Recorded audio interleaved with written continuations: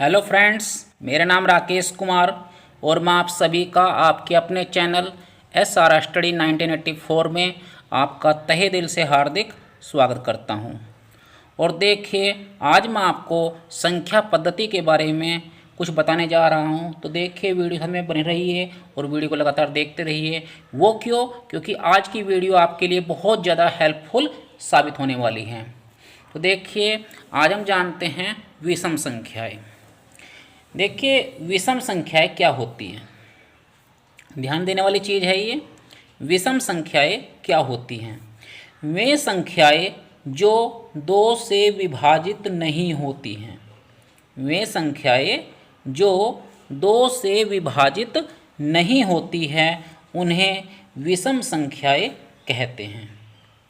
जैसे कि 1, 3, 5, 7, 9, 11, 13, 15, 17, 19 इत्यादि। समझ गए?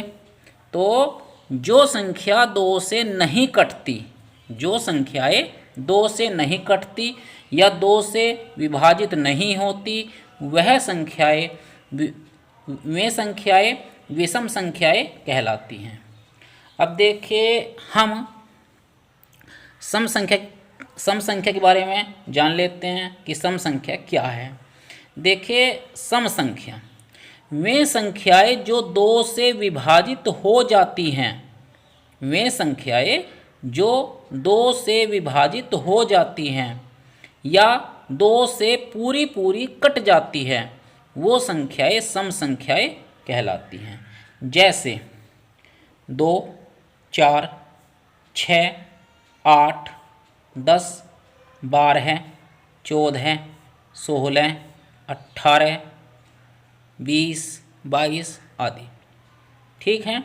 देखिए, 2 के पहाड़े में आपका 2 आएगा, 4 भी आएगा, 2 दूनी 4, 2 तिया 6, 2 चौक 8। तो 2 के पहाड़े में जो संख्या आएगी, जो संख्या 2 से कटेगी, 2 से विभाजित होगी, वो संख्या आपकी सम संख्या कहलाती है। तो देखिए, हम विषम संख्या को और सम संख्या को जान चुके हैं। विषम संख्या है वे संख्या जो 2 से विभाजित हो जाती हैं, माफ़ी चाहता हूँ आपसे। वे संख्याएं जो 2 से विभाजित नहीं होती हैं, वे संख्याएं जो 2 से विभाजित नहीं होती हैं, विषम संख्याएं कहलाती हैं। सम संख्या क्या है? वे संख्या जो 2 से विभाजित हो जाती हैं, 2 से कट जाती है, वो संख्या सम संख्या कहलाती है। अब देखिए, हम अभाज्य संख्या के रूप में जान लेते हैं कि अभाज्य संख्या क्या है। देखिए जरा, वे संख्याएं जो 1 या स्वयं के अतिरिक्त किसी और संख्या से नहीं कटती। वे संख्याएं जो 1 या स्वयं मतलब खुद के अलावा किसी और संख्या से नहीं कटती, वो संख्याएं अभाज्य संख्याएं कहलाती हैं।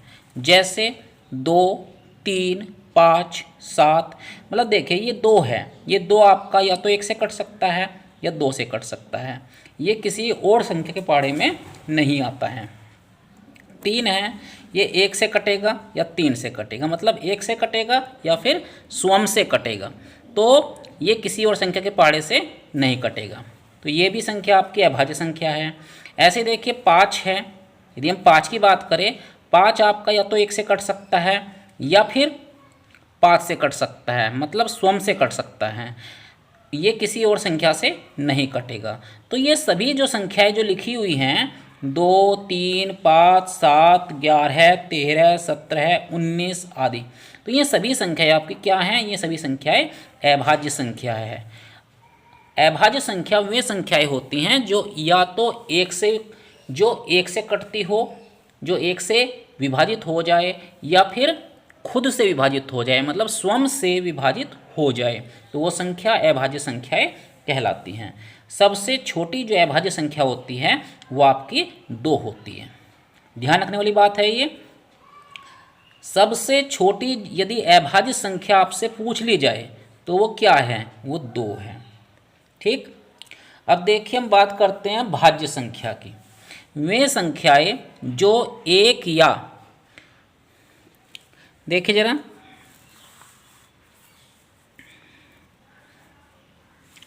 भाज्य संख्याएं वे संख्याएं जो एक या स्वयं के अतिरिक्त किसी और संख्या से भी कट जाती हैं।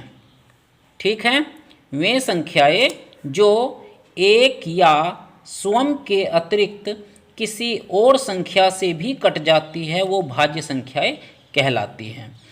देखिए, इन संख्याओं को छोड़ करके और बीच की जितनी संख्याएं पड़ेगी वो सभी संख्या आपकी भाज्य संख्याएं कहलाएगी।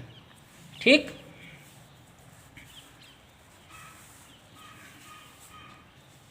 देखिए जरा,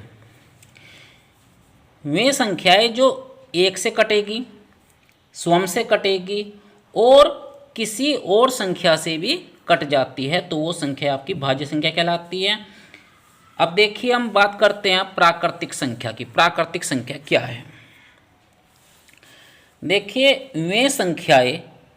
वे संख्याएं जिनके द्वारा हम वस्तुओं को गिन सकते हैं। वे संख्याएं जिनके द्वारा हम वस्तुओं को गिन सकते हैं वे संख्याएं प्राकृतिक संख्याएं कहलाती हैं। सही है। जैसे 1, 2, 3, 4, 5, 6, 7, 8, 9, 10। देखिए, जितनी भी संख्याएं हैं ये 10, 11, 12, 13 कुछ भी हो सकती है। ठीक है, लेकिन वो संख्या 1 से स्टार्ट होगी। ये जो संख्याएं होती हैं ये प्राकृतिक संख्याएं 1 से स्टार्ट होती है और ऊपर तक आप जहाँ तक चाहो वहाँ तक आपकी प्राकृतिक संख्याएं मिल जाएंगी। सभी संख्याएं प्राकृतिक हैं। तो देखिए 1, 2, 3, 4, 5, 6, 7, 8, 9, 10, 11, 12, 13, 14 कुछ भी हो सकती है।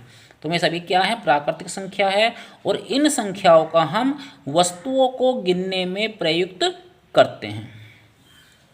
अब देखिए ये क्वेश्चन है, इसको हम देख लेते हैं। ये जो नोट में मैंने लिखा हुआ है इसको देख लेते हैं जरा, क्या है ये? प्राकृतिक संख्याओं का कोई भी अंत नहीं होता। मतलब प्राकृतिक जो संख्याएं होती हैं उनका कभी भी अंत नहीं होता। और सबसे छोटी यदि प्राकृतिक संख्या पूछी जाए तो सबसे छोटी प्राकृतिक संख्या आपकी 1 होती है। क्या होती है? 1 होती है। सबसे छोटी प्राकृतिक संख्या आपकी 1 होगी। अब देखिए हम आगे कुछ देख लेते हैं। ये देखिए पूर्ण संख्या। देखिए पूर्ण संख्या क्या है, ध्यान देंगे। पूर्ण संख्या क्या है? यह देखिए पूर्ण संख्या शून्य और सभी प्राकृतिक संख्याओं का समूह पूर्ण संख्या कहलाते हैं। जैसे 0, 1, 2, 3, 4, 5, 6, 7, 8 आदि।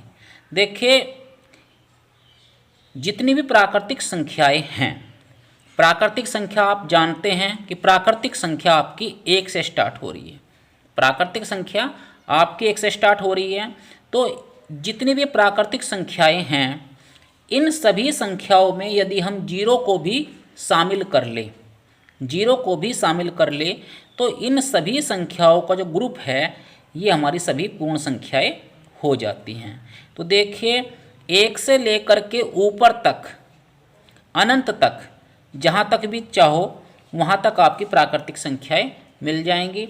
लेकिन यदि हम प्राकृतिक संख्याओं में यदि हम 0 को भी शामिल कर ले तो वो हमारी पूर्ण संख्याएं हो जाती हैं। तो देखिए 0, 1, 2, 3, 4, 5, 6, 7, 8, 9, 10, 11, 12 मतलब ये सभी संख्या आपकी पूर्ण संख्याएं होंगी।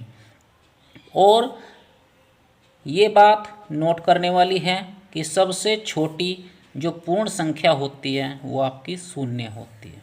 क्या होती है? 0 होती है। सबसे छोटी जो पूर्ण संख्या होती है वो आपकी 0 होती है और सबसे छोटी जो प्राकृतिक संख्या होती है वो आपकी 1 होती है। अब देखिए हम पूर्णांक के बारे में जान लेते हैं कि पूर्णांक क्या होता है। देखिए जरा, पूर्णांक क्या है? सभी धनात्मक संख्याएं, सभी ऋणात्मक संख्याएं और शून्य पूर्णांक होती हैं, पूर्णांक कहलाती हैं। परंतु ये संख्याएं दशमलव या भिन्न में नहीं हो सकती, मतलब भिन्न के रूप में नहीं हो सकती। जैसे 3.4 हो गया, 3.4 या 3/4, तो इस तरह की जो संख्याएं होंगी वो पूर्णांक बिल्कुल नहीं होंगी।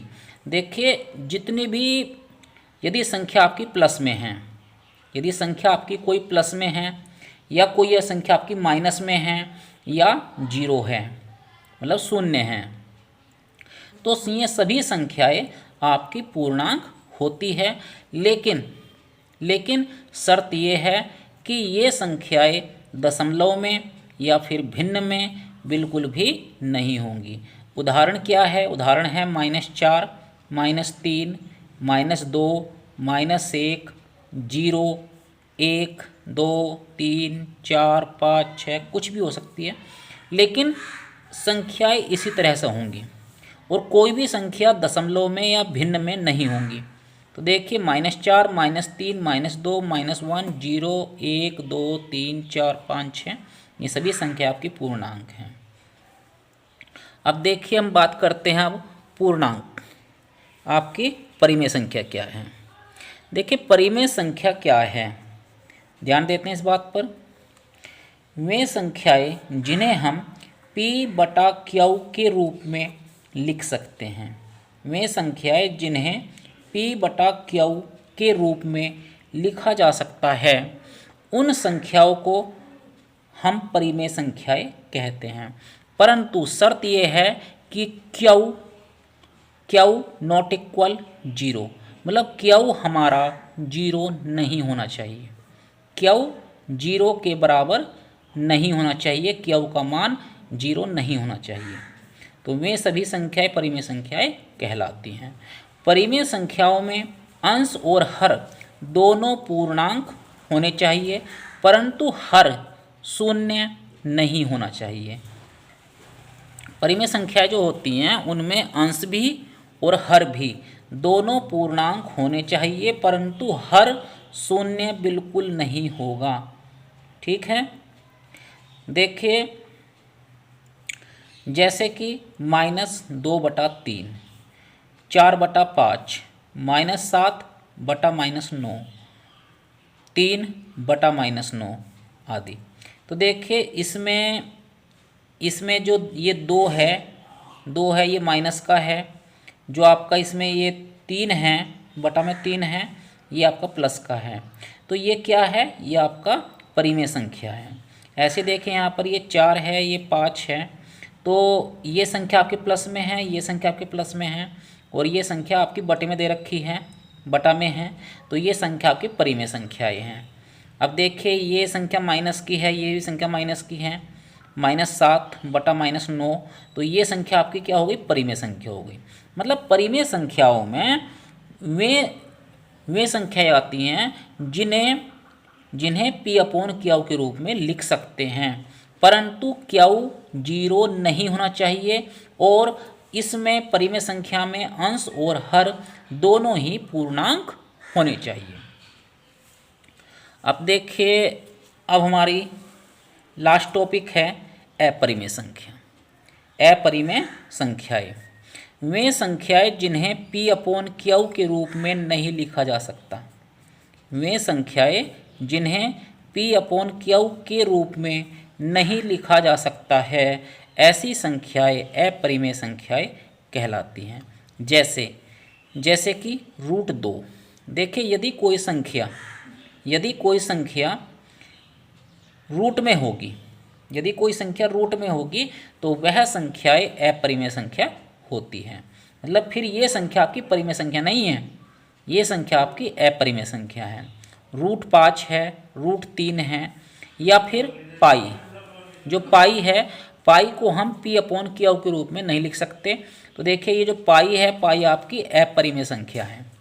ठीक है, तो अपरिमेय संख्या की यदि कोई आपसे परिभाषा पूछता है तो आप क्या बताओगे? कि वे संख्याएं जिन्हें P/Q के रूप में नहीं लिखा जा सकता, ऐसी संख्याओं को अपरिमेय संख्याएं कहते हैं, जैसे √2, √5, √3, पाई आदि।